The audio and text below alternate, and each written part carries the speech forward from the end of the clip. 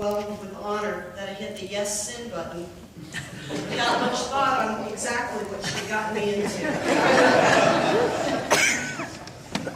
Then I sat down to write my reflection, and I read the poem, and I pondered, and I reread the poem, and I searched up an analysis of the poem, and I suddenly realized that this was not as easy as hitting the yes sin button on my phone. 48 is such a wonderful age. It is an in-between chasm of sorts, with one foot on the side of youth and the other on the side of wisdom and experience. I love the fact that I can step on a basketball court and mix it up with 12-year-olds. And let's just be honest about something. It's more than mixing it up. I'm schooling 12-year-olds on basketball. I still got it. And with all my joints wrapped and secured with tape, padding and bolts, the kids are afraid to bow on two totally separate but equitable levels. For one, they may sincerely hurt me to the point of unrecoverable proportions.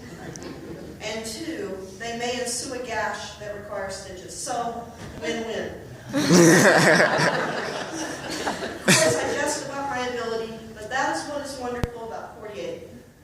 You are only as old as you allow yourself to be in your mind. It's a wonderful journey of obtainable fantasies that, which is a little bit of effort and creativity, are so worth taking the chance of not succeeding.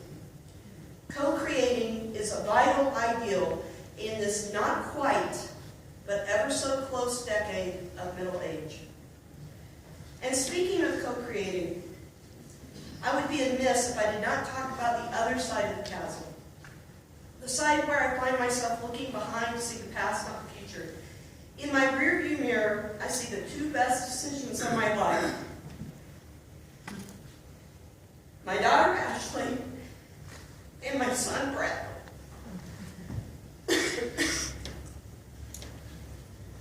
Our family is not perfect. It has disagreements, arguments even, financial woes at times, miscommunications, etc. But what I love is the fact that my husband, Andy, and I have worked through tough times. I love the fact that we are and have always been opposites. I love that we've even switched roles, work responsibilities, and political views. I am more liberal than the 20-year-old girl he first knew. He is more conservative than the 25-year-old young man I first knew. The verbal jousting keeps our relationship alive and interesting. Some of you may know what I mean. No matter the differences, we have always agreed on one thing. We love our children. I love that Andy and I created a safe place for Ashley and Bradley to grow up. I love that both Ash and Brad sing at the top of their lungs, getting ready in the morning, getting ready for bed, in the car, on the stage, behind the stage, under the stage. I love how each of them are coming into their own. What beautiful creatures, sacred souls. I love watching them interact in their endless references to pop culture that is missed on me, and inside jokes which they are kind enough to let me in on.